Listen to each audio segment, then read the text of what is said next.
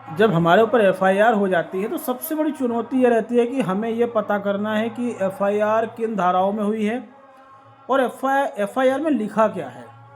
हम थाने जाते हैं, पुलिस वाला हमको एफआईआर की कॉपी नहीं देता है, और अगर हम गिरफ्तार हो गए हैं तो हमारे भाई बंधु कोई भी जाता है थाने तो पुलिस उसको एफआईआर की कॉपी नहीं देती है। ठीक, तो ये एक बहुत बड़ी जटिल समस्या बन जाती है कि भाई अभी एफआईआर हुआ है, हम बेल करवा लें, लेकिन बेल करवाने के लिए पहले एफआईआर की कॉपी तो मिल जाए, उसमें क्या लिखा है, क्या एलिगेशन लगाए हैं, किन धाराओं में एफआईआर हुई है, उससे संबंधित क्या सबूत हमारे पास हैं, हम ऐसा सोचते हैं। ठीक है, देखिए अब मैं आपको बहुत सिंपल तरीका बता रहा हूँ, प्रैक्टिकल तरीका भी बता रहा हूँ, किताबी तरीका भी बता रहा हूँ। जो आपको ठीक लगे उसको अपनी लाइफ में यूज़ कीजिएगा, अगर कभी भविष्य में कोई ऐसा आपके साथ हो जाता है तो।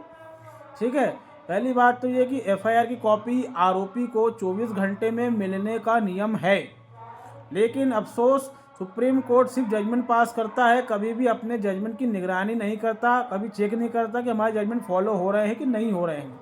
तो अगर सुप्रीम कोर्ट में शिकायत करो तो जज साहब को उसमें भी कुछ नहीं करना है, एक फटकार लगा देंगे पुलिस को, बात खत्म हो जाएगी।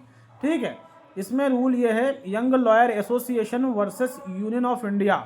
ठीक है, यंग लॉयर एसोसिएशन बनाम भारत संघ, इसमें जो है निर्णय दिया था सुप्रीम कोर्ट ने कि आरोपी को 24 घंटे में एफआईआर की कॉपी आपको दे देना है। आरोपी की जगह आरोपी के परिवार को या वकील को भी दे सकते हैं एफआईआर की कॉपी। उसके अलावा 24 आवर्स में एफआईआर की कॉपी को आपको ऑनलाइन अपलोड कर देना है, मगर पुलिस इन किसी भी नियम को फॉलो नहीं करती है। ठीक है, क्योंकि पुलिस पर सुप्रीम कोर्ट का आशीर्वाद है कि हम आदेश तो दे रहे हैं, तुम नियम को फॉलो मत करो। आपने नायक फिल्म देखी होगी, नायक फिल्म में अमरीश पुरी जब गांव का दौरा करने के लिए आता है तो रानी मुखर्जी कहती है कि सर यहाँ लाइट आती ही नहीं है। अमरीश पुरी अब सभी अधिकारियों को डांटता है और कहता है क्यों लाइट क्यों नहीं आ रही है। ठीक है, तो वहाँ के जो अधिकारी रहते हैं बोलते हैं सर बजट ही नहीं है, और बजट जो आया था वो घोटाला हो गया। तो वो कान में धीरे से बोलता है कि देखो लाइट कल चालू कर दो, परसों फिर से काट लेना। ठीक है, तो यही हाल हमारे देश में न्यायपालिका का है कि जजमेंट तो पास कर दिया, लेकिन वो जजमेंट फॉलो हो रहा है नहीं हो रहा है, इन्फोर्स हो रहा है नहीं हो रहा है, कोई उसका देखभाल करने वाला नहीं है। और आखिरी में लोगों को बेवकूफ़ बनाते हुए ये बोल दिया जाता है कि अरे ये काम कोर्ट का थोड़ी है, ये सरकार का काम है। मतलब किस तरीके से पब्लिक को मूर्ख बनाया जाता है। सिस्टम की परिभाषाएं, सिस्टम को जो बनाया गया है, ये सारी चीज़ें इस तरह से डिज़ाइन की गई हैं कि आपको न्याय मिलने की संभावना ही ख़त्म हो जाती है। क्या करें, बड़े अफसोस की बातें हैं। तो कभी भी एफआईआर हो जाए तो उसमें नियम यही है कि आपको कॉपी मिलना है। अगर कॉपी नहीं मिलती है तो आप जो है मजिस्ट्रेट के पास एप्लीकेशन लगा दीजिए। आपके इलाके का एक मजिस्ट्रेट बैठता है, ये भी बता दूं, आपका जो थाना रहता है उस थाने से संबंधित मजिस्ट्रेट आपके ही क्षेत्र की जिला न्यायालय के अंदर बैठता है। हर थाने का एक मजिस्ट्रेट होता है, वहाँ एप्लीकेशन लगा दो कि सर हमको कॉपी नहीं मिली, हमें कॉपी दिलवाई जाए। ठीक है, मजिस्ट्रेट आपको कॉपी दिलवा देगा, ऑर्डर कर देगा।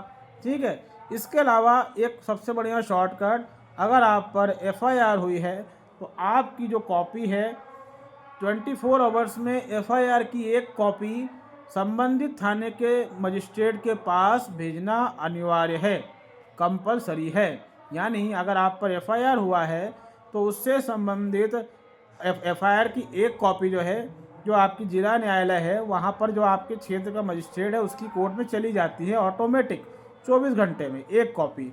आप वहाँ के बाबू से मिलिए, उससे व्यवहार बनाइए, वो तुरंत आपको कॉपी दे देगा, बात ख़त्म हो गई।